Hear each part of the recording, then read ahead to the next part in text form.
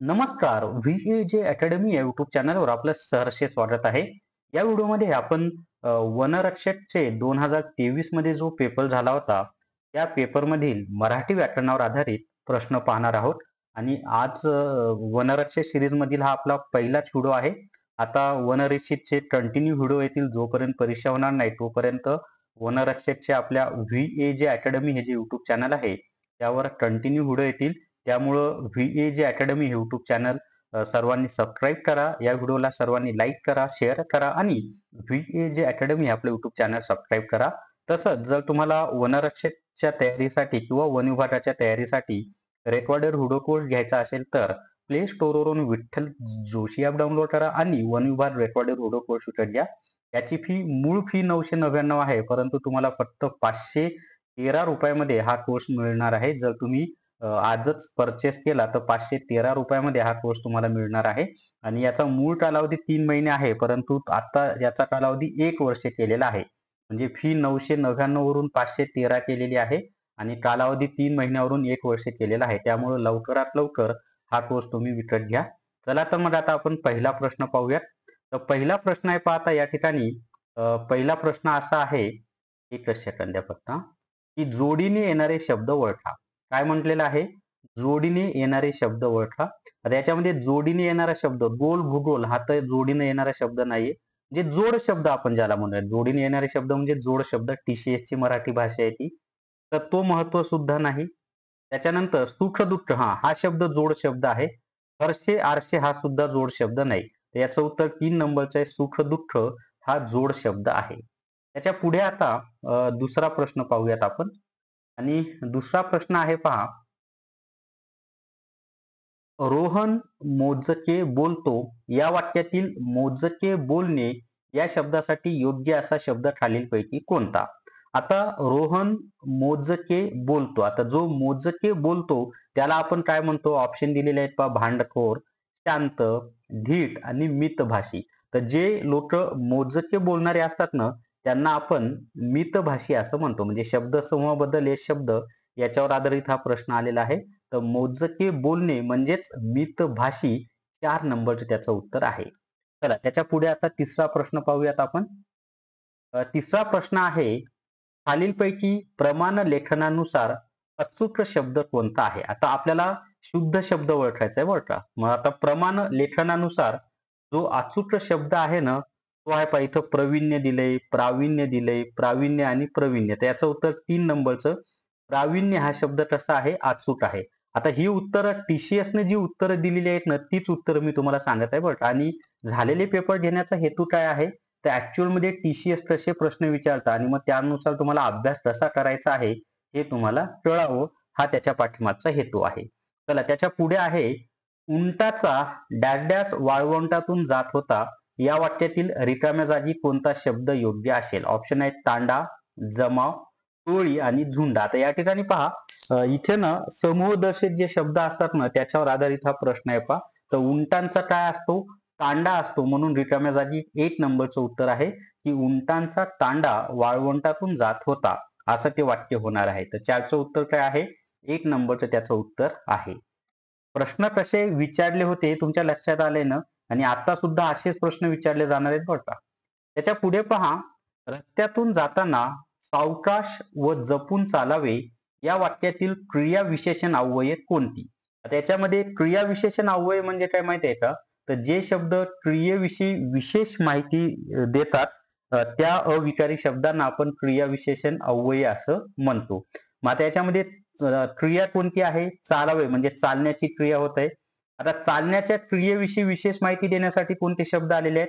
सावकाश चालावे आणि जपून चालावे. म्हणून सावकाश आणि जपून हे 2 क्रियाविशेषण अव्यय आहेत.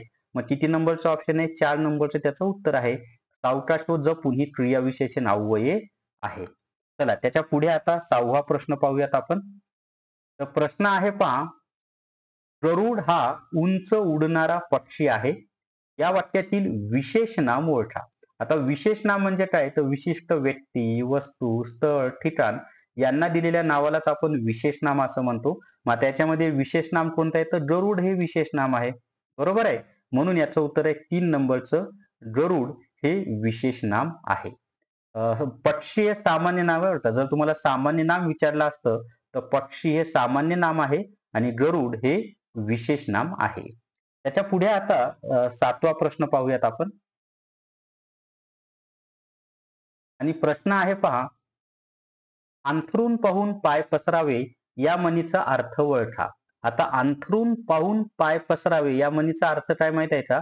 तर आपल्या ऐपतीप्रमाणे खर्च ठेवावा किंवा आपल्या ऐपतीप्रमाणे खर्च करावा असा त्याचा अर्थ होतो.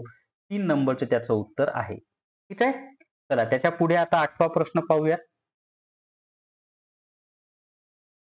प्रश्न आहे, वाहने सावकाश चालवा या वाक्याचा प्रकार कोणता? आता एक लक्षात ठेवायचं, ज्या वाक्याच्या शेवटी वा असतं ना, म्हणजे ज्या वाक्याच्या शेवटी वाक्यातील क्रियापदाच्या शेवटी सॉरी, ज्या वाक्यातील क्रियापदाच्या शेवटी वा, वी, वे, व्या यापैकी एखादा शब्द असतो, ते काय असतं? विद्यार्थी वाक्य अ, असतं. परंतु अ, हे विद्यार्थी वाहने सावकाश चालू हा एक आदेश आहे बरं का. आज्ञार्थी वाक्य आहे या ठिकाणी. ते आज्ञार्थी वाक्य येईल. पर्यायामध्ये विद्यार्थी वाक्य नाहीच आहे आणि वाहने सावकाश चालवा हे आज्ञार्थी वाक्य आहे. पण मी जे वावी वेव्या सांगितले ना, ते विद्यार्थी वाक्याचं सुद्धा बरोबर आहे. पण या ठिकाणी विद्यार्थी वाक्य आपल्याला ऑप्शनच नाहीये. मग हे वाहने सावकाश चालवा हा एक आदेश आहे. मग ज्या वाक्यामध्ये आदेश दिलेला असतो ते आज्ञार्थी वाक्य असतं. 4 नंबरचं त्याचं उत्तर आहे. चला त्याच्या पुढे 9वा प्रश्न पाहूयात आपण. 9वा प्रश्न आहे पहा, खालील प्रमाण लेखनानुसार अचूक शब्द कोणता? आता परत शुद्ध शब्द आपल्याला दिलेले आहेत. याच्यामध्ये शुद्ध शब्द कोणता आहे किंवा अचूक शब्द कोणता आहे? तर आशीर्वाद हा अचूक शब्द आहे. 1 नंबरचे त्याचं उत्तर आहे आशीर्वाद. त्याच्या पुढे आता 10वा प्रश्न आहे आणि प्रश्न असा आहे, आभाळ फाटणे या वाक्प्रचाराचा अर्थ खालीलपैकी कोणता आहे? तर आभाळ फाटणे, आता आभाळ फाटणे म्हणजे काय माहित आहे का? तर सर्व बाजूंनी संकट येणे असा त्याचा अर्थ होतो. म्हणजे आभाळ फाटणे या वाक्प्रचाराचा अर्थ काय आहे? तर सर्व बाजूंनी संकट येणे. अजूनही आपल्याला बरेच प्रश्न पाहायचे आहेत मित्रांनो. पण जर तुम्हाला वनरक्षकची टेस्ट सिरीज विकत घ्यायची असेल तर प्ले स्टोअरवरून विठ्ठल जोशी ॲप डाउनलोड करा आणि वनरक्षक भरती टेस्ट सिरीज विकत घ्या. चला त्याच्या पुढचा प्रश्न आहे आता 18 नंबरचा प्रश्न आपण आता पाहणार आहोत. आणि प्रश्न आहे, टळीचा नारद या वाक्प्रचाराचा अर्थ खालीलपैकी कोणता आहे? मग आता टळीचा नारद या वाक्प्रचाराचा अर्थ काय माहित आहे का? तर भांडणे लावणारा व्यक्ती. टळीचा नारद म्हणजे काय? जो व्यक्ती भांडणं लावणारा असतो ना त्याला आपण टळीचा नारद असं म्हणतो. त्याच्यानंतर खालील वाक्यातील सर्वनाम ओळखा. आता हे तर सोपं आहे. राधा माझी मैत्रीण आहे, ती सुंदर दिसते. सर्वनाम म्हणजे काय? तर नामाविषयी विशेष माहिती देऊन त्या नामाची व्याप्ती मर्यादित करणाऱ्या विकारी शब्दाला सर्वनाम असे म्हणतात. तर ती हे सर्वनाम आहे म्हणून 4 नंबरचं उत्तर आहे ती. राधा या नामाऐवजी ती हा शब्द आलेला आहे. त्याच्यानंतरचा प्रश्न आहे पहा आता. असंतोष या शब्दाचा विरुद्धार्थी शब्द ओळखा. आता हे तर सोपं आहे ना. असंतोष या शब्दाचा विरुद्धार्थी शब्द कोणता आहे? तर संतोष. असंतोषचा विरुद्धार्थी शब्द कोणता आहे? तर संतोष हा असंतोषचा विरुद्धार्थी शब्द आहे. त्याच्या पुढे पहा आता, खालीलपैकी कोणती वाक्यरचना अचूक आहे? अचूक म्हणजे काय? तर बरोबर असलेली वाक्यरचना कोणती आहे हे आपल्याला सांगायचं आहे. तर सोपं आहे. या ठिकाणी पहा, मोर थुई थुई नाचू लागला हेच वाक्य बरोबर आहे की नाही? लाडला नाचू मोर थुई थुई हे नाही बरोबर. नाचू लाडला मोर थुई थुई हे पण बरोबर नाही. थुई थुई नाचू लाडला मोर हे बरोबर नाही. अचूक कोणतं आहे? मोर थुई थुई नाचू लागला. 1 नंबरचं उत्तर बरोबर आहे. त्याच्या पुढे आता 15 नंबरचा प्रश्न पाहूयात आपण. आणि प्रश्न आहे पहा, श्रावण माशी हर्षे मानसी हिरवळ दाटे चोहीकडे या काव्यपंक्तीतील हर्षे या शब्दाचा समानार्थी शब्द ओळखा. तर सोपं आहे ना. हर्षे या शब्दाचा समानार्थी शब्द कोणता आहे? हर्षे म्हणजे काय? आनंद. तर 2 नंबरचे त्याचं उत्तर आहे. हर्षेचा समानार्थी शब्द कोणता आहे? आनंद आहे. तर या व्हिडिओमध्ये ना आपण 15 प्रश्न मराठी व्याकरणाचे पाहिलेले आहेत पहा. जर तुम्हाला वनरक्षकसाठी वन विभाग रेकॉर्डेड हुडकवत विकत घ्यायचा असेल तर फक्त आणि फक्त ₹513 आणि 1 वर्ष कालावधी असलेला कोर्स तुम्हाला मिळेल. संपूर्ण सिलेबस याच्यातनं कव्हर होईल. तसंच वनरक्षक भरती टेस्ट सिरीज सुद्धा उपलब्ध आहे. तर या व्हिडिओमध्ये एवढीच माहिती.